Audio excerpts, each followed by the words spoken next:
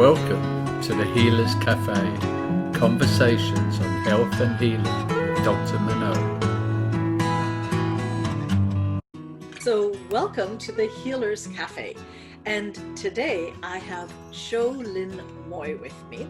And I'm super excited because she is an expert in alternative and Chinese medicine. She's also the founder of Integrative Healing Arts and utilizes Chinese medicine, acupuncture, herbal medicine, and energy healing to treat her patients. In her integrative approach, using the ancient Eastern philosophy of healing methods while supporting Western scientific paradigms of health. And as everyone would know, this is a very powerful combination. And her focus or expertise is also fertility. So we're definitely going to be talking about that. I also want to mention that, and I'd love to know more about your experience. You've been on many big shows like Ask Men, Dr. Oz, Insider, Parenthood, Eat This, Not That, Parents. The list is so long, actually. I'm just going to leave it. But my goodness, you've really spread, what you do to the world. And anyway, I'm really thrilled that you're here with our audience. So welcome. Oh. Thank you. Well, I'm trying, that's, trying to spread the word. It's really important to get information out there so that people know that there are alternatives that are natural, so they can make a choice, informed choices about their health. And that's always always up to them, right? Correct. Yes, absolutely. Yeah. And I think, it's interesting because when you say informed choice, that's like, I was actually trained as a lawyer first. and my whole thing was choice. How do we create choice, And so it's very interesting. I had no idea personally that I would go into naturopathic medicine. It didn't start that way, but anyway, we're not talking about me. I just want to share that choice is so crucial as well to me. But what started your journey? How did you go in? Yeah. Oh, well, okay. So I actually grew up in Western medicine. Mm-hmm. My father, he actually came from China, but he was one of the first Western medicine doctors here in New York City, in Chinatown. Mm-hmm. And he went to medical school in the 50s, and that was during, the time when the polio vaccine and penicillin and, all of these discoveries were happening. And so that was, medicine was like the biggest thing. And my mom was also a nurse. They met at medical school. Mm-hmm. So I grew up around Western medicine a lot. I just wasn't interested in the model, I would say. My own personal experience as a child kind of made me feel like I don't know if I trust it, always a little bit, skeptical. So as a child, I had emergency, I had a appendicitis, and I was in the hospital for a month before they could figure out or decide to do something. And during that time, I didn't have a great experience. And so it's when you're young, you kind of form these ideas about, would I want to do that or not? Right. So fast forward, business. I went into business. I actually, had another career in fashion. I started, so always working with needles. And at some point, it was really like, this is wrong. Like, this is not, it doesn't really feed me. I'm not contributing in a way. And I was always interested in health and healing, just not that whole, go to medical school. And what happened is I had remembered that I had taken a class in massage. It was one of those weekend courses now they have, and I really loved it. I was in my early 20s. But then when I looked at, maybe I should go and be a massage therapist. And it was like, oh, I can't do it in a year. It's too much, to go back to school. When you're younger, you're like, oh, too much school. Right. But later on, I was like, I really like that. Let me look at this again. And I looked and I was like, oh, it's only a year. And so that's what I did. I went back to school. And then while I was there and learning about Eastern foundations, it was clear that I needed to do more, that there was so much more. And, you know, as you get a little older, you start to see like that there is more than your physical body. There are more things that are spiritual, that are not religious. They're more working in Chinese medicine is also very using a metaphoric language, which also gets you out of that scientific kind of labeling or pathologizing, and allows you to tap into, you know, what we know as kids, like children know. Yeah, and so that is, you know, that was the journey. And it was kind of like, oh, you know, I can be helping people in a way. And then also it's a field, and also what you do, where the longer you practice, the better you get. I mean, because it is experiential medicine. And so each one of your patients, you learn, you help them, and by helping them, you learn, and you have to figure it out. It's not cookie cutter at all. There are principles. And so this is, so that is, you know, something that I will love, you know, like continue and constantly study and get better. And because every time you get better results, you know, and so that feeds, you know, that model. And that's the same that I wish for, you know, my patients, and for, you know, people, anybody who will listen, is really like, you work on your health. And it's this whole journey of cultivation, right? And in all areas, right? Not just, oh, I take a vitamin, but really like, wow, like really aligning yourself. Right. Yeah, no, absolutely. I so agree with this.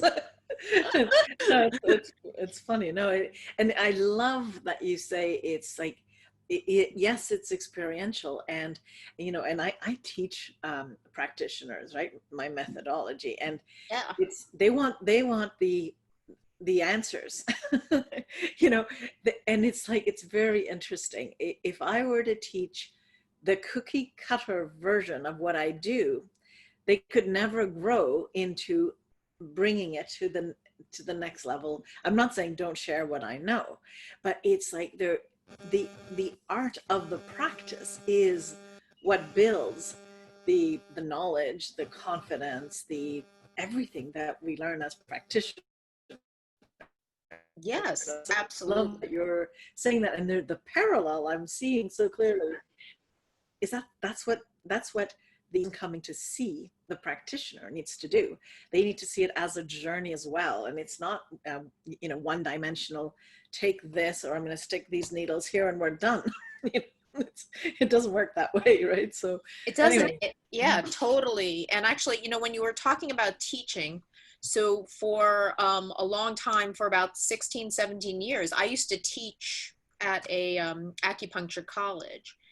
And there was always there is that part where you do work within a framework, right? So in the very beginning, certain principles, it's a little more rigid because they've got to like kind of get that knowledge. Yeah, but it's not set in stone. It's really like they have to digest it. And so what I would do is, and this is also, you know, for anybody who's thinking about it, you know, when you first learn, I would draw a picture of a flower, right, on the board. I would draw this picture of a flower, and I would say, this is the structure of what we're learning. And right now we're going to color in the lines, right? We need to stick within these parameters, right? And use that as the guide. And then when you get more experience in clinic, you start to color a little bit outside those lines, right? Just a little bit. You start to kind of go out a little bit, that it's not like this is the protocol, but you go, okay, I'm thinking of this as a protocol, but for this person, I need to adjust it, right? Like, I have to take in that, this 60-year-old woman has some underlying, you know, with as you age, versus a 25-year-old guy who came in with a skateboarding injury. You know, both have a knee problem, but we have to consider what's the same and then what's not the same. Correct. And then later on, you'll be able to kind of like see things differently and, you know, freehand draw that flower and color it in and use other things too. Once you gain enough experience, then you start to really color outside, or you don't need the lines so much. You just have to get the general shape. You become, Yeah, I don't know. I relate. It's like, it's almost, then you see the garden. Yeah, then you actually can, then you see the shapes are different. Like it's still a flower, but you know, it's different. Like it's the colors, or, you know, it's, so I would use that as the metaphor, because they're like, well, why can't I do this? Or I want to do that. Or like, okay, first you need the foundation, then you can, you know, explore. Right. It's funny. My analogy is, first you become a cook and then you become a chef. Exactly. It's you know, and it is a bit that you've got to first, you know, understand that these are the ingredients, because otherwise it's too hard, right? You expect people to be, you know, and actually I was going to ask you too, intuitive. Where do you feel, or do you feel that there is a place in which you intuit what needs to happen? Where on the path do you feel that happens in training, or for the practitioner? Okay, so there is, I believe people who are going into the healing arts, it's like that, they have whatever that is in them. It's almost like this kind of urge. They know something, right? And you don't want to lose sight of that energy. So the, you know, when you have like, oh, we do it this way, that way, it stamps down. And you have to also kind of listen to, what's your first impression of that person? So when I would teach students and they go, oh, you know, the intake, they have this, and this. They're this, and this. And I go, okay, the first thing that you notice about that person, what do you notice? They're tired, right? What else is going on?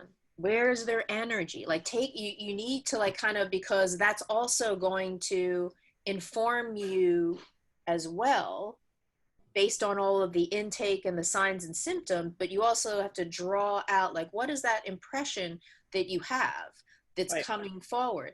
And then the intuition comes in, is the more experience you have, that the information filters through in a way that it kind of like sets it up. So I usually think of intuition as like much higher form of, after you have a lot of training, it's like you have this super computer that you put it in, and then it like reveals like what this is, right?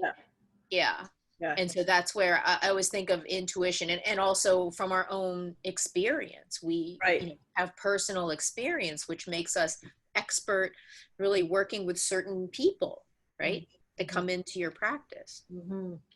Yeah, no, that's interesting, because there's definitely schools of thought and people, individuals, who believe that intuition is coming from elsewhere. And, you know, it's interesting. I do see that. And that's one of the things I will say to students. It's like, I love the way you framed it at the beginning. You come in with some knowing that there's something, and you don't want to quell that, because that's what allows you to see the bigger picture, right? And at the same time, it's you need to build the knowledge so that it becomes this huge information, of which then we draw much faster the answers, right? It's like, so it guides you. That's what guides you to go like, oh, I'm looking at this person and I'm picking something up, and I just need to, that's going to direct me of where else I need to look.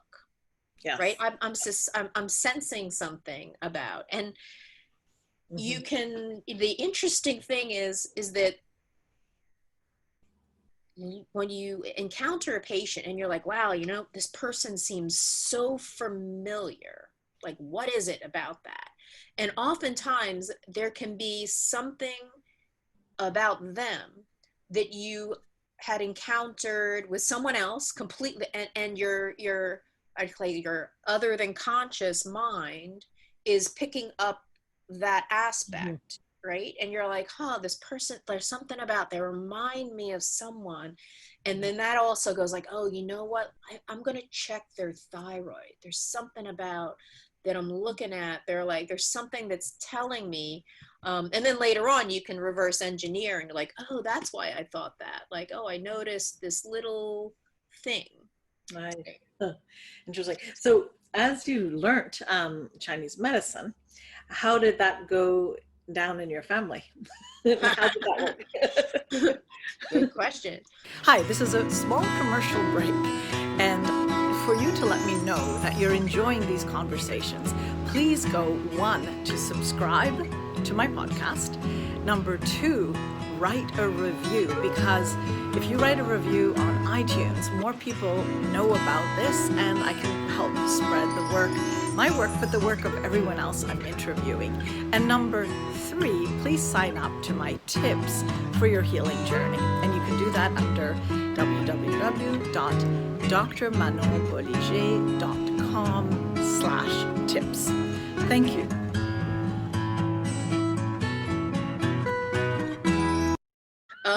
Well,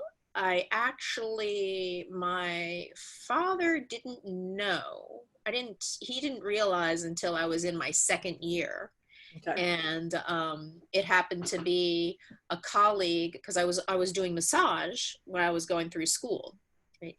And I had given a gift certificate to my dad and his friend, and so this fellow was like working on my father, and he said like, oh, so what do you think, chose an acupuncture school. What do you think about that? Like, isn't that exciting? And he was like, oh, really? Huh. And then later he was like, I heard this thing. Is that true? But he was very, so coming from China, there was a lot of, as you like, epidemics, right? He came over in the late 40s, but you know, Hong Kong, China has had like several, major flus, right, in their history. And actually in the history of China, they've had like over the past few thousand years, they've had at least, 250 epidemics, right? So he was very much, he didn't have a lot of faith in, herbs, and he thought like, oh, this is a lot of superstition around it, right? So once you go into the medical school and you see the miracles, people like practically on the brink of death, they get pulled out from the brink of death, that he didn't have much faith in it, right? He would go, it's not a proven science. It's not a proven science.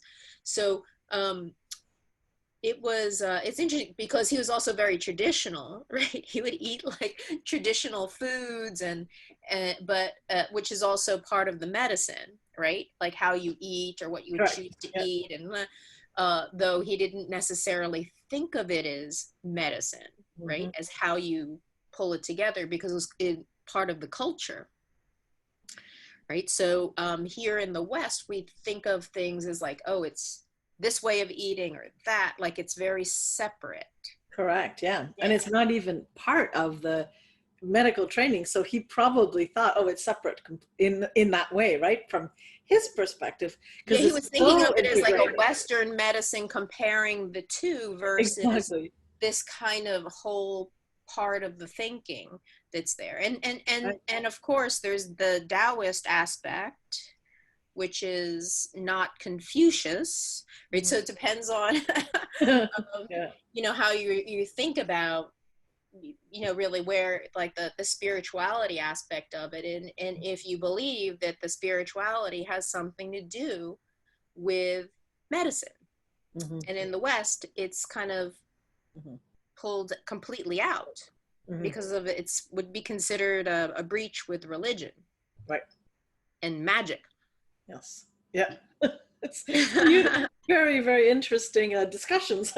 So tell us more than that. Like what actually happened? Because this is it's a perfect example of how you would try and connect completely disparate views of reality. One, because for him the food was just part of the culture, and yet, like you're right, from a holistic perspective, it's part of the medicine, right? Correct. It's part of those principles. It's like the principles of doing things. So I don't know if you have a large Asian population where you are. You do. Yeah. Okay.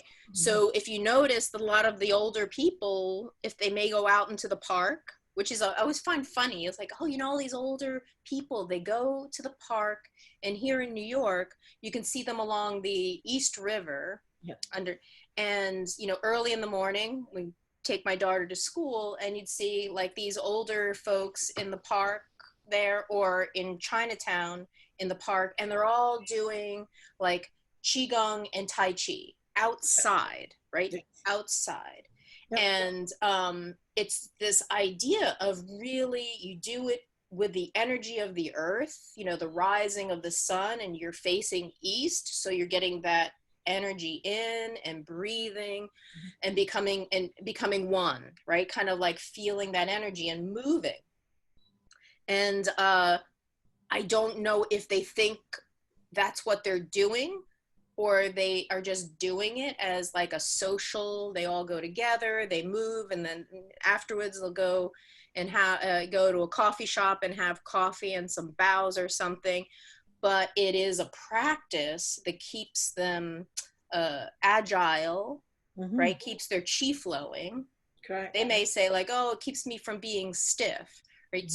But in the the Chinese medicine aspect of it, it's really about getting your chi flow.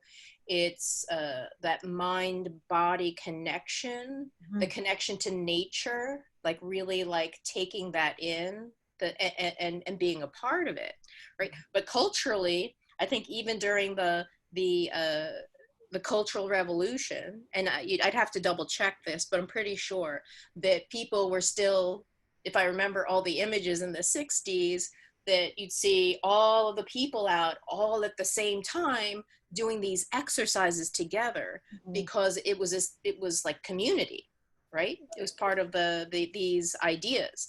But it's also part of principles of, moving your energy and really calming the mind and making that connection. And it's funny because with also the studies on longevity of life and all that, community and connection is a huge part of life. There's the mobility, but there's also that piece of it too. So it's funny. So what I'm seeing is, here's your father. He's a standard medical doctor, yet, well, maybe that has changed, but no, he passed away a couple of years ago, but he was always pretty like oh yeah, but so pretty strict, like pretty standard medical doctor, you're saying, right? Yeah. And yet, without realizing it, in a sense, he adapted, just because culturally it's what he was raised with, habits that are really essential to holistic health, right? Without, so what's left? So you've got all this part here, and then you've got what he actually did in medicine, right? Which is interesting. So because it was out the consciousness, it was kind of without the being conscious of it, that's what was going on. It was like kind of like habitual, not that like, and so I think, the difference that I would notice, because also as a child I would like go on rounds with him in the hospital, And I think, what I noticed about him, that there was a lot of compassion there, like to go on your day off and you'd visit the patients. He would also, when it was around Chinese New Year, he would make sure to check them out of the hospital, right? Because it's bad luck to be in the hospital and nobody's going to visit you for the new year. Right. So the idea was, check them out. He used to have the scale in his office be like 5 pounds heavier, because in I mean, it's a very Asian thing.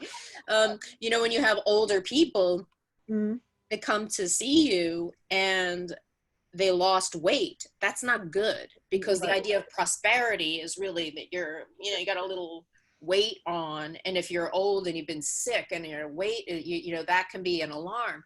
So, they'd go to the doctor and instantly, they would be a little bit heavy, like they would have, gain some strength there. So he would do these things, actually it's like first time I'm talking about this, and since you're asking me these questions, it's so funny that were affecting, to make his patients feel better, right? Yeah. Using culturally, that's what. Yeah. And that's also a big part that is also reintroduced now, that the doctor-patient relationship actually matters, right?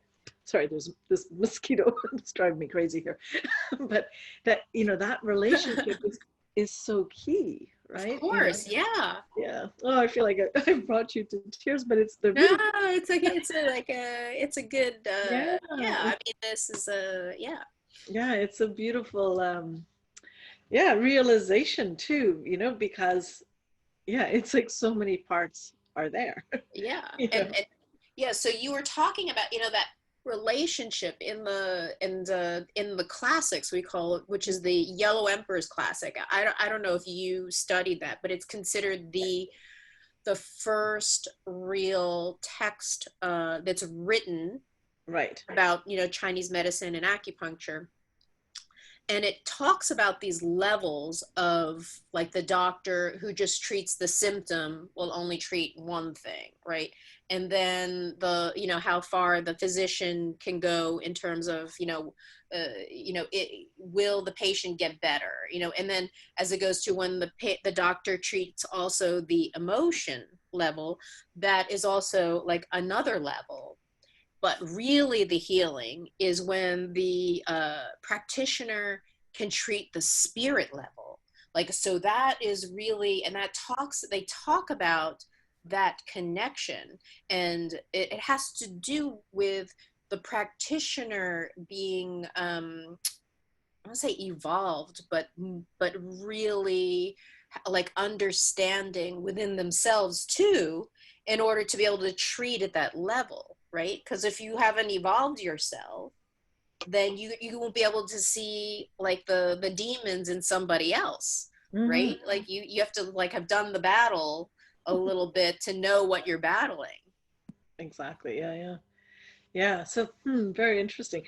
So when you then, you had a not a fabulous experience when you were scientist, but what you said something that I couldn't write it down when you said what was interesting with Chinese medicine was that the way I interpreted it is something like it's a different way of looking at diagnosis in a sense. It opened things up for you. It's not your words, those are my interpretation. I didn't get to write the sentence down, but there was something that I wanted to come back to. Was it about the metaphoric language? The metaphoric language. That was exactly it. Yes. Can you expand on that a little bit? Sure. So if how we speak about ourselves and our experience is we can be trapped in the language, right? Mm-hmm. So and I'm sure you probably, you teach this with your students, or we're teaching it, is if you ask somebody about their pain and they go, oh, it hurts, if you ask them to describe really what the sensation is, that it changes, because it changes the, you know, how you are treating them. And then they connect to really much more in detail what they are experiencing, and then are able to communicate.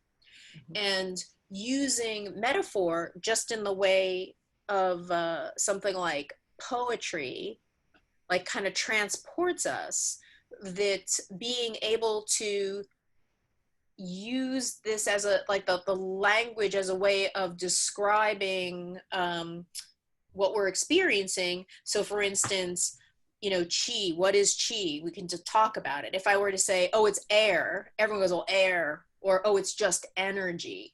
It loses, because it's in a different, it's in the language of our understanding.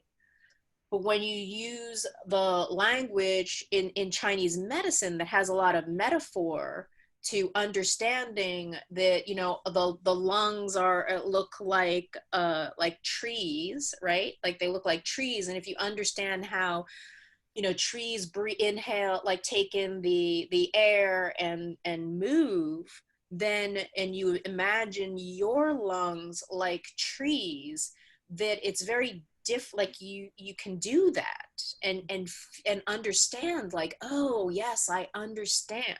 Like it's just much broader.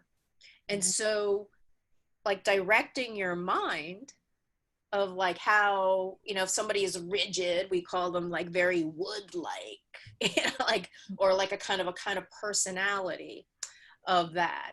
And people understand immediately what that is, because they can say like, oh yeah, I can understand that they have those characteristics of that. And then what does that mean? You know, that kind of characteristic.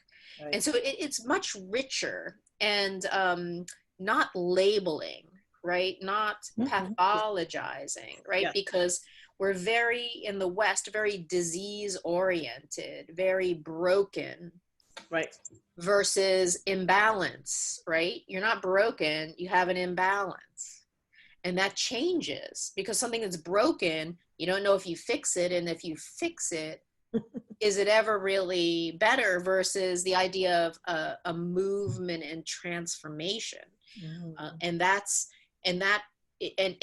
what it is that the language also very much describes much more accurately our felt experience and what's happening, because we are a part of nature. We're not really separate. We interact with it. And so I think that makes a really big difference of being able to think outside of our language. And then it's like you can fix it in a way, understand how to balance it, and then you take it in yourself, right? And that is very powerful, because you think of yourself differently, not the same old ideas. Right. Yeah. I mean, and also for people who are, you know, visualizers, it really helps to see, you know, if you have too much fire, and then, you know, or even going through the 5-element theory, you can actually really understand how, you know, how the disbalance is there. And you can almost literally see how you would, you know, what makes sense if you share that. And I think, am I hearing that when you are in process with treating people, you engage that level of consciousness? Is that what you do? Try. I mean, it's actually, I don't want to say try. It's really to, when I have a conversation with a patient, as whatever their experience, you know, I can talk about it. I was like, oh, you know, in Chinese medicine, this would be described as this. So, for instance, with fertility, I'll use that as an example. Yeah. That, you know, when, you know, women want to have a baby and it's not happening, and they feel that anxiety, like it's like so like, oh, you know, this tightness in their chest, the throat, And that's we call very livery, very like, and that is invading. It's kind of like taking over, like roots are kind of like restricting this flow of energy. But there is this connection between the heart and the uterus. And that's called the Bao Mai. It's known as this like gateway, this vessel, this freeway that connects those two. And so that needs to be open, to kind of receive that energy coming through. And if that's blocked and they can feel it, the more stressed and worried they are, that actually does affect their cycle, right? And for women that have had, children, that when, if they think about their child and they're still lactating, they'll start to lactate, right? Exactly. Yeah. Or if they worry a lot, they could, skip a cycle, right? Our connection to our emotions will, affect our cycle, like very much so. So, but how does that work? Well, explaining that with that connection there, it makes a lot of sense, because that is kind of the energy pathway is what is there. So we're describing these energy pathways and how they move, and you can feel them. You can feel that this is the chi is moving around, and they will feel it. They'll be like, wow, feel from one needle to the next. They'll feel, something happening in one area, and then they'll feel it in another area as the energy starts to move. And that it's a very interesting experience for them, to feel themselves, to be aware, like, wow, I do have energy. Like, so as much, like, without getting to lecturing, with a patient, to the level of, what they're, what would be appropriate and relevant for them. Right. Yeah. Yeah, no, I found that sometimes it's just one little connection that, that just allows to relax into what's actually happening. And, and I think, again, it's part of the doctor-patient relationship, rather than take the expert attitude. I know exactly what to do. I'll take your pulse, look at your tongue, and off you go, stick some needles in because I know what I'm doing, right? It's like that. I don't think, it probably works, but it's not the same experience of healing, I think, than when you engage the patient in their process, Sure. There is that connection. They call, so your right hand and your left hand, they call, like, your yasho is like one, you're needling, and then the other one is feeling. You are actually creating this kind of energy loop, right? Which is important for your energy to be really clear, right? And very present, for your patient, and, connecting with them, right? And so this is what I notice, is that, I will ask for the feedback, like, do you feel this? Is this moving? Or I might even tell them, say, listen, that when I do this point, it's a very strong point. You might feel something moving in one direction or the other.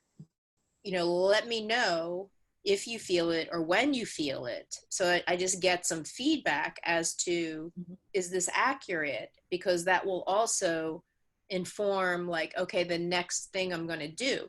It's a very dynamic experience. And so I work a little bit differently than TCM. I could have an idea of what I want to do, and then I need to palpate and check that this is making changes before I actually will needle certain points, because stuff starts to move. Right. And so it's a very dynamic process. Yeah, it's fascinating you're saying that, because definitely I mean, we've been trained in it, and I've, gone to different Chinese medical doctors practicing differently as well, Sure. and it's fascinating because the work I do works really a lot on the fascia. That's what I teach, and of course, meridian lines and fascia. It's like we're talking about the same language here, and that the connection, the interoception of actually asking and feeling what you feel is also part of the allowing for things to move. And as you check in to feel the change, that's going to inform the next step. So there is a procedure that one might follow, but that's where that nuance is, and the feedback and the involvement of the patient, So anyway, it's fascinating to hear you speak of it this way. Yeah, I mean, the fascia discussion, are you familiar with Helene Langevin, who's done okay, yeah.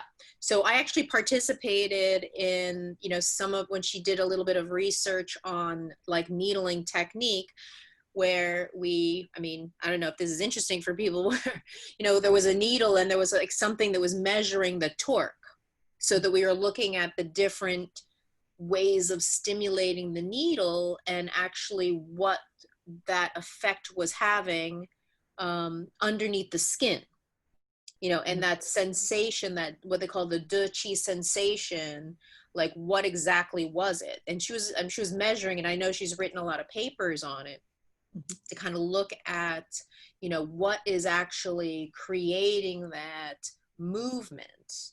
And of course, the fascia is extremely responsive. And I tell my patients that they feel the needle grabbing. And I say, once the needle goes in the skin layer, little fibers kind of come up and grab the needle and go, what is that? And we'll kind of like squeeze it a little bit, right? And you'll feel that kind of tension. And then they go, oh, it's okay. And then it'll start to release, or suddenly, it'll start to move. Right. The movements, begins to happen, in response to the stimulation. And their body, like everything starts to readjust underneath. And it's pretty fascinating, the fascia work. Yeah. It's amazing, right? I love it. I love getting it done. Yeah. That's fun. So, our time's almost up, but I wanted to ask is one last thing that you want to share. Maybe to somebody who has maybe never done acupuncture. Why would they consider it? It's a strange question, but go for it. Well, not really, because it is extremely a very fast way of tapping into the nervous system, right? And so the moment the needle goes in, again, your body is responding to the stimulus of it.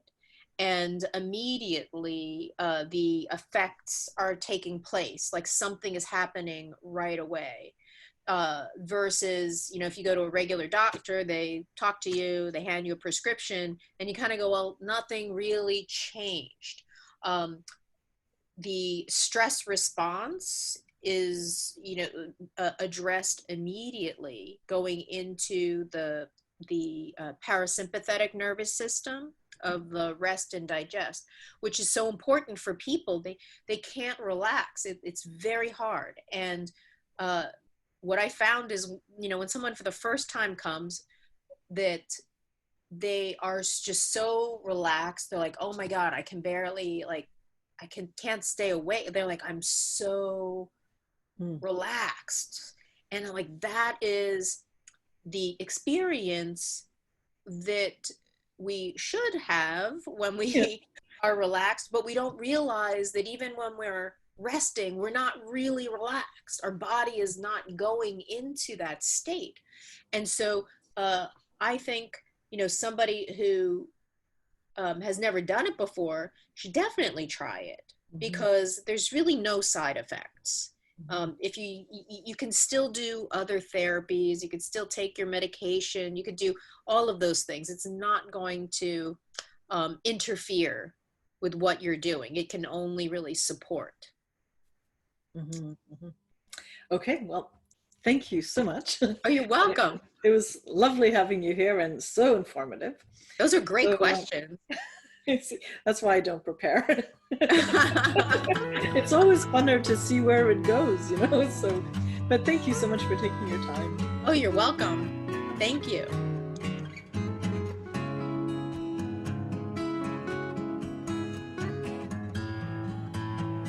Thank you for joining us at the Healers Café with Dr. Manon. For more information, go to drmanonbolliger.com.